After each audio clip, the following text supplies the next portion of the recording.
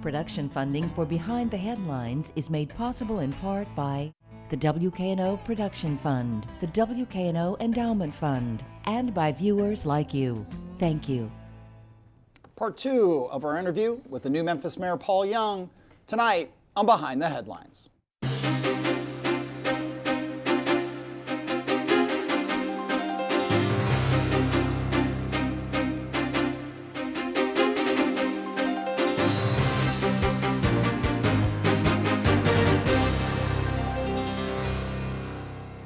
I'm Eric Barnes with the Daily Memphian. Thanks for joining us. We do have Paul Young, the new Memphis mayor, on the show again this week. Thanks for being here. Thank you for having me. Along with Bill Dries, reporter with the Daily Memphian. If you missed the show last week, we focused on public safety issues, criminal justice issues for 26 minutes. If you missed that, you can go to WKNO.org or you can search for it on YouTube, go to Daily Memphian. You can also get the audio wherever you get your podcast. We'll talk tonight with the mayor about other issues. We're not skipping over public safety issues. And I should also note that we recorded it right after last week. So a week has passed. So if there are issues that happen in this week and in a mayor's life, that can be true. We're not skipping over it. There's a timing issue here. But again, thanks for doing this two-part interview. 7 weeks in, beyond the focus on crime, just let me let you speak for a minute. Your priorities have been what? Certainly crime has been the biggest thing, but really working to pull the team together, getting the right people on the bus, also working to enhance our focus on cleaning up our community. I really feel like the aesthetics of our community can use a boost. We've been working hard to build relationships, both locally and nationally. And so we've been having a lot of discussions with some of the national leaders across the country in different spaces. And we want to make sure that we are changing the energy of Memphis. Right now, it feels like the spirit of Memphis has been down. And so a lot of what we're going to be trying to do through this administration, while we address our real problems, we also want to, get a morale boost. Let me bring in Bill.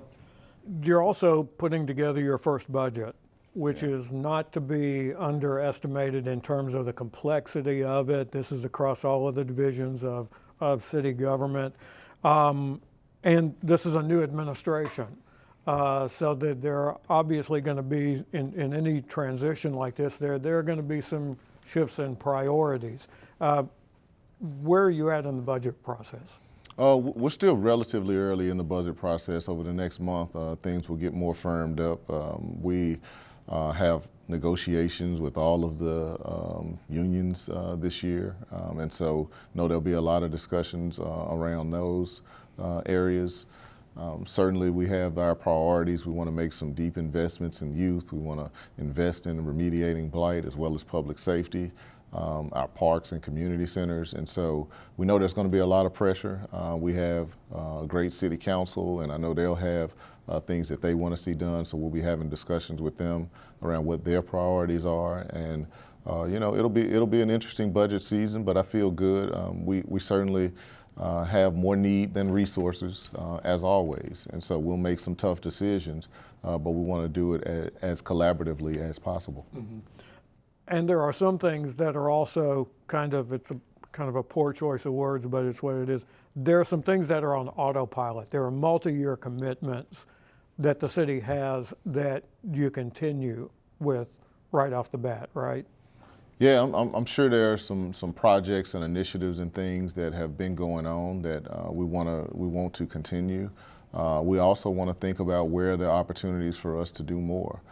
We have things like our housing trust fund, where I think in the last year they put a good amount of resources in there, and so we want to continue to make sure that we have resources there so we can be creative around how we help alleviate some of the pressure that folks are feeling around the needs around housing.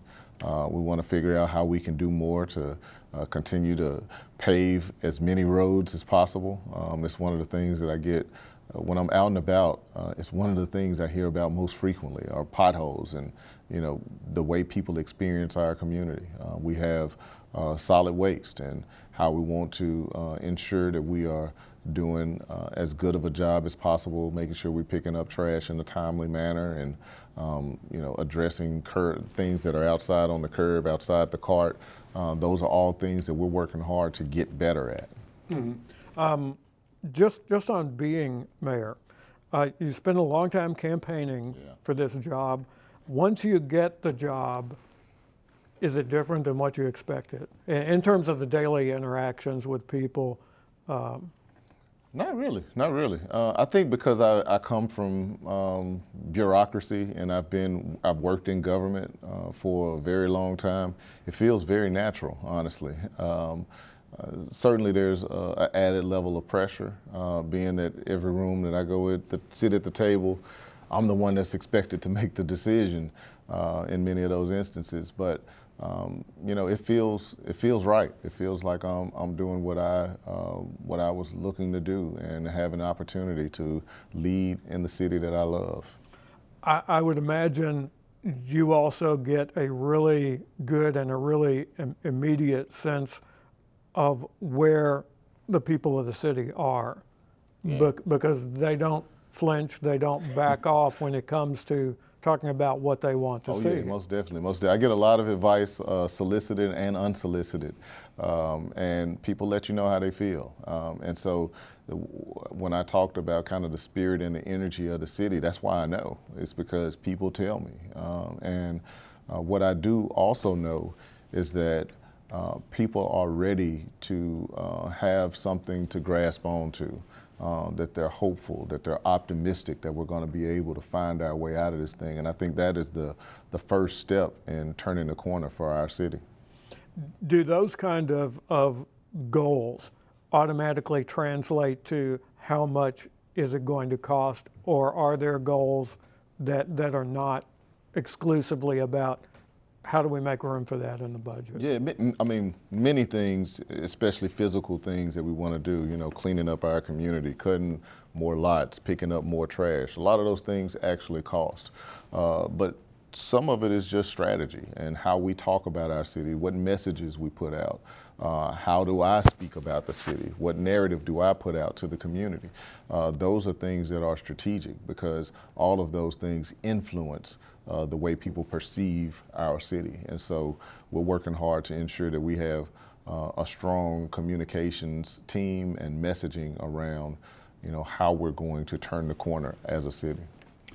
One challenge, one opportunity, however you want to frame it, that embodies a lot, if not everything you just talked about, is the financing deal for FedEx Forum. And I will screw up the details, but the deal with state money and local money was settled for what I still call the Liberty Bowl, for the University of Memphis. But there is a funding gap between what the city has so far proposed and what the Grizzlies ownership wants. Grizzlies ownership maintain or operates the building, both the Grizzlies games, but it is the operator for Tigers games and for concerts and so on. And they have talked, the gap is, one question is going to be the gap, what is the gap in funding? How do you get there? But what's also interesting is more and more clear, one number that's been thrown around is $500 million. And I was sitting in the forum at a basketball game with a friend who said, how are they going to spend $500 million in here? Those are going to be really, really fancy bathrooms. The reality is they want to clean up. They want downtown cleaned up. That's a part of their proposal, right? Beale Street, and that the whole environment becomes better, which gets back to many of the things you're talking about. So what's the gap? How do you fund it? Certainly, I think when you're on the show after you won, before you took office, whenever, you said you wanted to keep the Grizzlies here for another 15, 20 years, which is what this deal would do. What's the state of the deal and how do you get it done? Well, first, let me say we've been working really closely with the city, county, and the Grizzlies, having constant communication. Just met with them yesterday, talking about it. I don't want to give a specific number, but I will say that we are within striking distance, and we are working very, very hard to close the gap. And I'm hopeful that over the next couple of weeks we'll be able to do that through some of the sources that we're looking to try to pull together. In terms of what it will get us a renovated arena. Many of the things that are being invested in are things that you can't see, different systems and things like that. So it doesn't look like you're spending money on it, but it changes the way the whole facility feels. And in terms of the redevelopment around the arena, I do think it's really important. It's the heartbeat of our downtown, and we want to make sure that as we make an investment, as the team makes an investment, looks to do that, should they agree, that we're also thinking about the area around it. And a strong Beale Street has to be at the core of that. It is one of those things too, though, and I'm sure people will let you know that, well, why are we spending money on a pro basketball team when we have all these other problems? And again, for those who came in late, we talked about public safety and crime issues with Paul Young last week for the full show, so we're not skipping over that stuff. But people see it as how could that possibly be the priority? I'm not a Grizzlies, they say, I'm not a Grizzlies fan, full disclosure I am. And these are misguided priorities. How do you address the people who say that? And I hear it often, but what I try to remind people is that it's a bigger picture. We are a major city. We're the 28th largest city in the country. We are in a national competition for jobs, for talent. And when you think about what talent is looking for, when these companies want to recruit to their community, what talent is thinking is, am I going to have a good time in this city? What are the amenities? Am I going to be able to go to a professional sports game? And in many instances, when you don't have any professional sports teams, you are not considered one of the elite cities. And so having their presence helps us, and we want to make sure that we maintain that. So it's not just about the basketball, it's about our economy. Let's stay with downtown and some of the things about blight and cleanup. You were head of Downtown Memphis Commission, DMC, for 4 years, 5 years? Three. Okay, 3. What can you do now as mayor that you couldn't do as head of DMC? And what will you do? Yeah, well, DMC is funded by a Central Business Improvement District tax, which generates about $4.5–5 million a year. It's not a very, very large budget when you think about what needs to be done, particularly around infrastructure in downtown. The sidewalks, some of the things that need to happen in the streets, and those are things where the city can be great partners to DMC. And that's what I plan to do, and not just for downtown, but for many of our neighborhoods. And understanding that downtown is the heartbeat of our city. It's the heartbeat not just of Memphis, but the whole region. As our downtown goes, the whole Mid-South region goes, and so we want to make sure that it's strong. Is that include things, like streets, which are a mess downtown? In many cases, is that sidewalks? Is that the underground pipes, water? All that. Is when you say infrastructure, what do you mean? Yeah, that's what I'm talking about. Obviously there's a mix of private and public responsibility for many of those arenas, but my sole purpose in saying it is that the DMC can't do it alone and needs the city as a partner to get those things done. One more from me, and I'll go back to Bill. The Sheraton Hotel, which is a convention center hotel next to the convention center, is for sale. Is this what is your? Certainly the convention center people, the business community have said for years, we not only need that hotel, we need another, if not another, convention center hotel to get bigger conventions into the redeveloped convention center. What role will the city have, if any, with the Sheraton facility? Well, we're highly interested in making sure we have a strong owner in that space. We just invested $200 million in our convention center, and it's beautiful and it's amazing, and we need a great hotel to go along with it. And so the property will likely need some form of incentives. There have already been 2 incentives that have been approved by Downtown Memphis Commission over the past year or so, a 5% surcharge, as well as a pilot that's contingent upon them building additional hotel rooms. So I believe that's the starting point with regards to the conversation around additional incentives. And another convention center hotel, is that a priority for you? We would love to see it. Obviously, this one is pressing because it's right now, and a sale and a transaction is getting ready to take place. But we're certainly going to be exploring how we can get more. And apologies, Bill. And is that the kind of thing where you as mayor will have to be directly involved? Let's say for a second convention center hotel, the Lowe's was a big one that was talked about. That could take up a ton of your time. These kind of entities want to hear from the mayor, right? Yeah, absolutely, and that's the mayor's job, and I will make time to do it, because strengthening our economy has to be at the core of what we get done over the next 4 years. All right, 10 more minutes. We have a new school superintendent, Memphis Shelby County Schools. We should point out that the city of Memphis does not control the school system, and the school board, on the other hand, does not have taxing authority, but all of their local recurring funding comes from Shelby County government. Plans to talk with the new superintendent? Absolutely. I've already sent her a text and telling her congratulations and look forward to meeting her. And I plan to build a strong relationship with the school system, had great working relationship with the interim superintendent, Tony Williams, and she was amazing and had a lot of incredible ideas on how we can partner from a city perspective with the school district, and I expect to do the same with the new superintendent.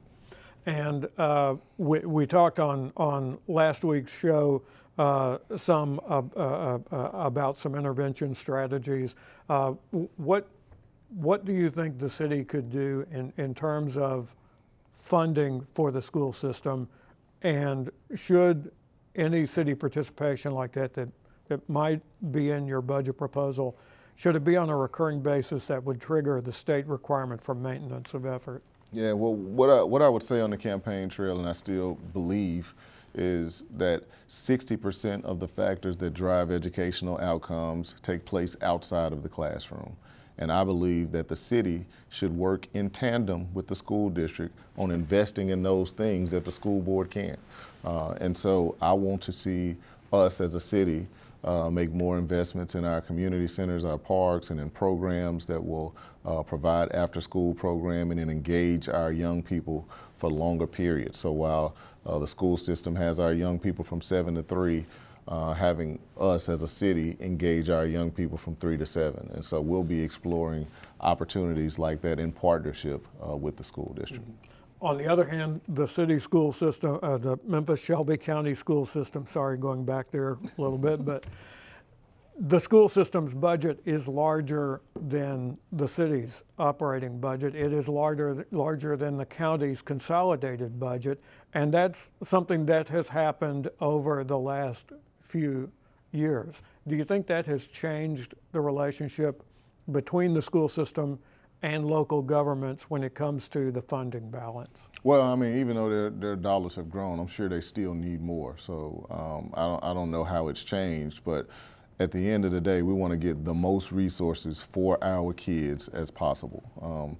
These young people are Memphis kids, and we want to make sure that we are taking care of them every step of the way. I want to circle back to some of the things you talked about with blight and the look and feel of the city and the infrastructure and so on. One thing about paving that's always been a quandary is the state roads. I mean, people lose track that Poplar, parts of the parkways, what we think of as roads within the city are actually state highways or state roads, and it is technically their responsibility to pave them. The Strickland administration, your predecessor, really fought the state on that, kind of said, we're not going to pave them unless you agree to pay up front. What is your take on some of those roads? It sounds wonky, but like you said, and as your predecessor said, it's amazing how many people ask the mayor about roads and potholes. Yeah, it is. Well, I mean, my goal is to figure out how we get better results. I was in Nashville a couple of days ago and had a conversation with the TDOT commissioner, great discussion with him and his team. And we agreed to have further discussion around how we can do better on just that front, not just the paving side, but also the maintenance side, and the grass on the interstates, and we want to make sure that our city is attractive visually, and so we're going to be talking to them about what kind of partnerships we can have, whether we have to supplement or whether they can supplement. We're going to talk through what approaches we can bring to the table to get better results. We'll talk about MLGW, which is under the city, owned by the city. We had Doug McGowan, the president, on, I think, a month ago now, something. We went through a big storm in January with far fewer outages in terms of power, far fewer water problems than a year earlier. Doug McGowan talked about, when he was on the show, that some, I believe, 70,000 streetlights have been upgraded to the LED lights. They've got some thousands left. There are, of course, the blinking ones that are, and I'm sure people call, text, write you, stop you in the street to say a street light is blinking in front of their home or business. But with assuming, and Doug McGowan talked seriously about their plan to get to those and get those all fixed.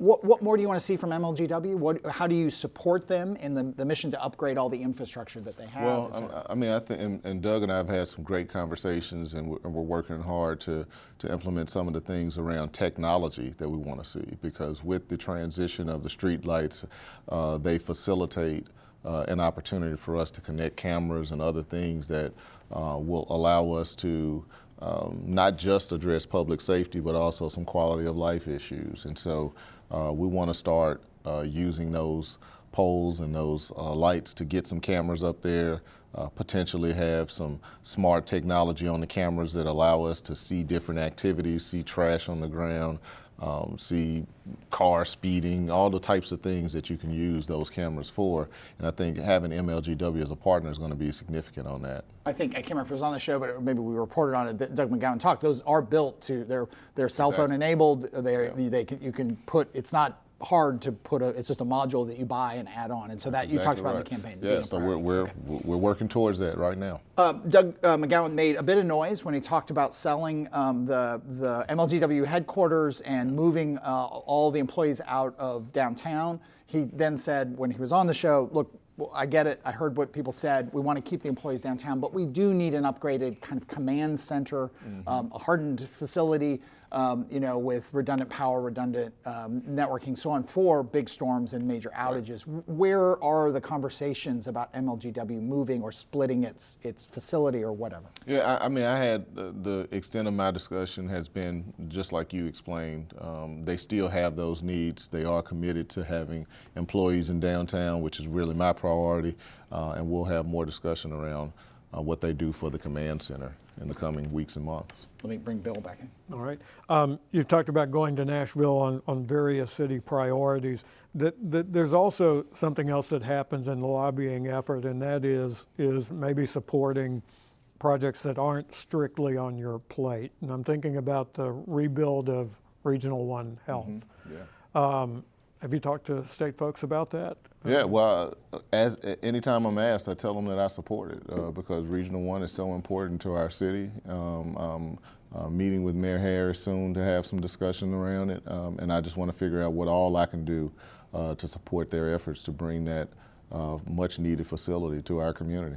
Okay, and we've had some discussion in our Sidebar podcast about the Memphis Medical District initiative, which is part of the Downtown Memphis Commission District, correct? Well, there are two different entities, Okay. but the medical district is a part of the boundaries Right. of Downtown Memphis Commission, Right. yes. So what are your thoughts on what needs to happen there, and what kind of is underway now that paves the way for bigger things there? I think in the medical district, you still have some swaths of land that are available for development or can be available for development. And as we look at opportunities to grow, we need to be capitalizing on those. I'm all about infill for our city and taking some of our dormant spaces and activating them.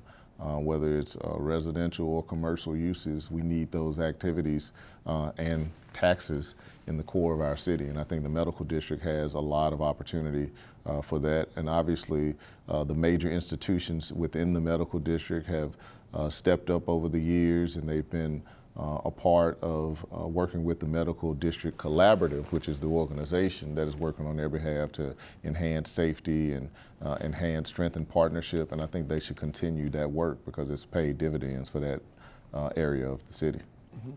Go ahead. We're in another election year, and you have the luxury this year of watching other people run for office. Feels good. Do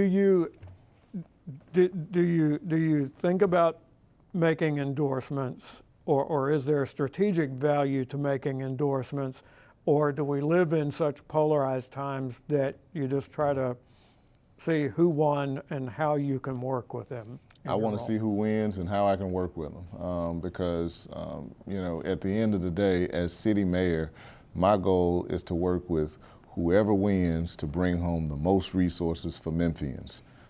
And that's going to continue to be my cause.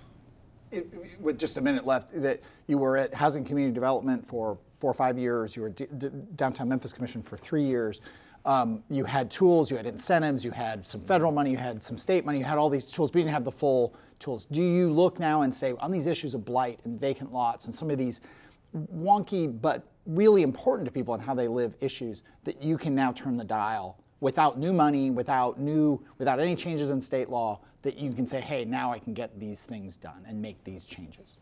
I do think it's a unique advantage to have come from the background that I come from. I don't think Memphis has had a mayor that has the depth of experience in those spaces that I have. And for me, I looked at becoming mayor as being the pinnacle of what I call my life's purpose, which is community development, rebuilding neighborhoods in the city. I can't have a better job to do that. And so I do look at this as an opportunity to take all that I've learned, all that I know, and try to have an impact on reversing the tide for many of our communities that have been disinvested for many years. All right, we will leave it there. Thank you again. Thank you for doing 2 shows with us. Thank you, Bill. Again, we talked with the mayor. He sat for half an hour last week talking about public safety issue, crime issue, all that. You can get that and this show on WKNO.org. Search for it on YouTube. Go to dailymemphian.com or get the full podcast of the show on iTunes, Spotify, or wherever you get your podcasts. We'll see you next week.